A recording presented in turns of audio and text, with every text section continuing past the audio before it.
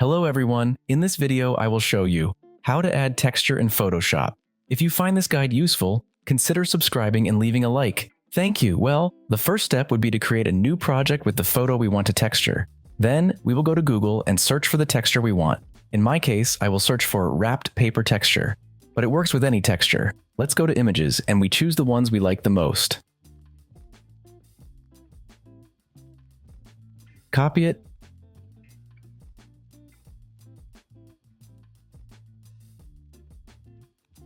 and paste it with Ctrl-V or Command-V. We adjust it.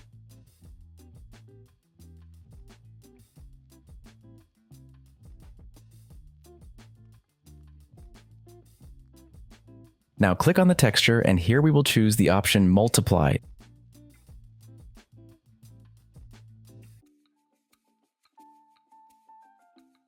In opacity, we will lower it until it looks good. And that's it. If you liked the video, leave a like and subscribe. Thank you.